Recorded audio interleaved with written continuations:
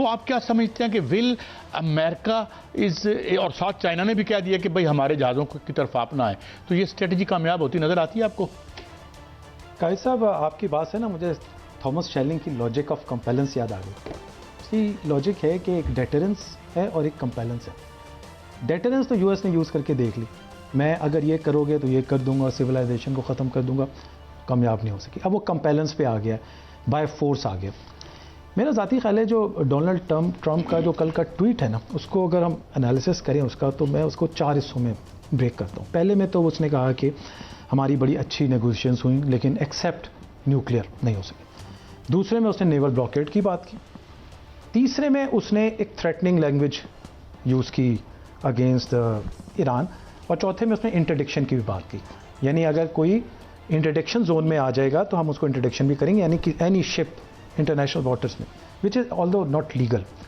Legality में आप naval blockade जो है नहीं कर सकते इंटरनेशनल वाटर्स में, स्पेशली जहाँ पे स्टारवेशन का इशू, और ये तो इशू है भी स्टारवेशन का। अगर ऑयल ब्लॉक हो जाता है, आज भी यूएनडीपी की एक रिपोर्ट है जिसमें उसने कहा है कि million of people will go starve अगर ये कंटिन्यू रही जंग। तो इस लिहाज से लीगैलिटी तो इसकी आउट हो जाती है। बट एनीवे चले, वॉर है, कुछ भी हो सकता है, इसको हम ले लेते हैं। आपका सवाल है कि ईरान का क्या होगा। मेरा ये ख्याल है ज़ाती कि ईरान इसको ना एक स्ट्रेटेजिक तरीके से फाइट करेगा इस वॉर को, स्पेशली एसिमेट्रिक वॉरफेयर, क्योंकि एसिमेट्रिक वॉरफेयर है और वो लेके भी इसी तरह चलेगा, जिसमें बेस्ट तरीका होता है हिट एंड रन, और लॉन्ग को वॉर को प्रोलॉन्ग करना, ताकि ये सस्टेनेबल ही ना रहे यूएस के लिए कि इतना बड़ा ब्लॉकेड आप सस्टेन कर ही नहीं सकते। सेकेंडली, ईरान के पास बहुत अच्छे ड्रोन बोट्स हैं, फास्ट बोट्स हैं, ड्रोन्स हैं। और ये मिजेट सबमरीन्स क्या हैं हमारे लोगों के लिए? जी, मिजेट सबमरीन्स, जिसमें वो नीचे से बिल्कुल जाके हिट करती है, fast moving. Are they effective? Very effective. इसके अलावा आप देखें तो जो वो कहते हैं मल्टीपल कैरियर है, मुख्तलिफ किस्म के औजार हथियार ये कैरी कर सकती है। जी, मल्टीपल होते हैं डिपेंडिंग अपॉन द रेंजेस उसमें। और इसमें जो है ना, ईरान की स्ट्रेटजी ही यही होगी, क्योंकि देखिए फ्रंटल वॉर तो ईरान के लिए डेफिनेटली वो कैपेबिलिटी तो नहीं है जो यूएस की है नेचुरल, और ज़रूरत भी नहीं है, और ज़रूरत भी नहीं है। उसने इस वॉर को सस्टेन करना है, लॉन्ग करना है, थकाना है। ठीक, इतने बड़े रीजन को ब्लॉकेड करना with so many ships, destroyers, इतना आसान नहीं होता। लेकिन रजा साहब, आपने जो बात की अभी समंदरी नाकाबंदी को गैर कानूनी कहा है, बिल्कुल ये गैर कानूनी होगी अगर की गई, क्योंकि जंग भी गैर कानूनी थी, जो कि अमेरिका ने हमला कर दिया, ईरान ने हमला, इजराइल ने ईरान पर हमला कर दिया, उसको भी पूरी दुनिया गैर कानूनी कह रही है। क्या ईरान जो है वो बोट्स और वो मिसाइल ईरान अमेरिकी जंगी जहाज़ों को नुकसान पहुंचा सकते हैं? जी देखिए, लीगैलिटी की तो हम साइड पे कर दें, क्योंकि गाजा की वॉर के बाद लीगैलिटी तो ख़त्म हो गई। Laws of war, jus ad bellum, jus in bello, सब साइड पर हो गए। नॉन कम्बेटेंट कम्बेटेंट का डिफरेंस ही ख़त्म हो गया, तो वो तो अब इशू साइड पर है। हम बात करते हैं कि इसको यूएस इस ब्लॉकेड को कर रहा है, इसके क्या रीजंस हैं, क्या नताइज है, क्या इम्पैक्ट्स हैं, और how Iran is going to tackle this. देखें, यूएस इस ब्लॉकेड को कर तो शायद ले, लेकिन सस्टेन नहीं कर पाएगा, क्योंकि इसके बहुत जियोपॉलिटिकल इम्पैक्ट्स हैं। एक जियोपॉलिटिकल इम्पैक्ट तो स्ट्रेट अवे चाइना के ऊपर है। 50 to 60% चाइना का ऑयल इस वक्त ईरान से जाता है। अगर आज वो ऑयल बंद हो जाए, चाइना की इंडस्ट्री, उसकी मैन्युफैक्चरिंग, उसकी ट्रांसपोर्टेशन बहुत हाईली इम्पैक्ट होगी, which would be very difficult to sustain for a long. Secondly, Iran ने इसको अपने टेरिटोरियल वाटर्स की अगेंस्ट सॉवरेंटी ऐसा एक्ट ऑफ वॉर कहा है, यानी all these targets would be legitimate. अगर लेजिटिमेट टारगेट्स हैं तो फिर तो एक ईरान के पास, आपको पता है कि मिसाइल और ड्रोन टेक्नोलॉजी तो बहुत अच्छी है। ये तो ईरान ने इस जंग में एक्चुअली प्रूव कर दिया कि जो 5th जनरेशन वॉरफेयर हम पढ़ते थे कि जिसमें हाई टेक्नोलॉजी यूज़ होंगी 5th जनरेशन वॉरफेयर में, और उससे भी आगे की बात कर रहे थे, उस पर भी फरमाइएगा कि अगर समुद्री जंग होती है तो ईरान किस तरह जो है वो अमेरिकी जो जहाज़ हैं उनका मुकाबला करेगा। जी मियाँ साहब, आपके सवाल को मैं 2 हिस्सों में कर लूँ। चाइना को देख लेते हैं, फिर ईरान की टेक्नोलॉजीज़ को। देखिए, चाइना की पॉलिसी कभी भी डायरेक्ट इंटरवेंशन की नहीं रही, ख़ास तौर पे मिलिटरीली।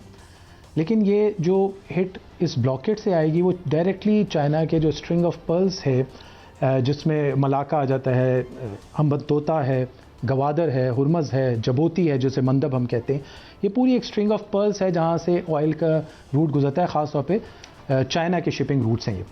और इनमें से किसी एक का भी ब्लॉकेज जो है वो इम्पैक्ट करता है। इसी की वजह से तो चाइना BRI में और CPEC है। CPEC की इंपॉर्टेंस ही यही है कि वो मलाक्का को बाईपास करता है, और मलाक्का जो है इंडोनेशिया, मलेशिया, जहाँ पे इस वक्त अमेरिकन इन्फ्लुएंस है। तो इसी तरह हुर्मस भी उसी तरह वाइटल, जैसे हमने शुरू में बात की कि 50 to 60% ऑयल वहाँ से जा रहा है। लेकिन मैं फिर भी समझता हूँ चाइना डिप्लोमेटिकली आएगा, डायरेक्ट इंटरवेंशन मिलिटरीली एज पर जो हिस्टोरिकली चाइना उस तरह नहीं करता, हमेशा वो डिफेंसिव में रहा है, कभी इस तरह ऑफेंस नहीं करेगा। जहाँ तक बात है ईरान की कैपेबिलिटीज़ की टेक्नोलॉजिकल, देखिए ईरान ने कई साहब भी इस पर बात करना चाह रहे थे, जिसको हम 5th जनरेशन वॉरफेयर कहते हैं ना, इसके 3 कोर एलिमेंट्स होते हैं। एक होता है एमर्जिंग टेक्नोलॉजीज़, दूसरा होता है साइबर अटैक, और तीसरा आता है साइकोलॉजिकल अटैक। साइकोलॉजिकल में ये मीडिया और हम सब डिसइंफॉर्मेशन और मिस इन्फॉर्मेशन भी आ जाता है। ये ईरान इससे बढ़कर आगे जा रहा है। उसने क्लासिकल 5th जनरेशन वॉरफेयर की है, जिसमें emerging technologies like drones, missiles को इफेक्टिवली यूज़ किया है। साइबर ईरान का बहुत अच्छी कैपेबिलिटी है। आपको कुछ अर्सा पहले याद होगा कि एक US का एक ड्रोन उन्होंने साइबर के थ्रू लैंड कराया था, और उसके बाद उसको रिवर्स भी किया, सेंटिनल ड्रोन उसका नाम था। तो उनकी साइबर की कैपेबिलिटी भी बहुत अच्छी है। साइकोलॉजिकल और या मीडिया वॉरफेयर में डेफिनेटली इस वक्त अमेरिका का एज है, क्योंकि उनके पास बहुत बड़ा एक मीडिया है। लेकिन उससे बढ़कर जो चौथी चीज़ ईरान ने की, जो 5th जनरेशन वॉरफेयर की बुक्स में भी नहीं आती, वो है इकोनॉमिकल वॉरफेयर। और उसने स्ट्रेट ऑफ हुर्मस को यूज़ किया as a economical blockade for the world, और इस वॉर को वो एक ग्लोबल वॉर में ले गया थ्रू रीजनल अटैक्स।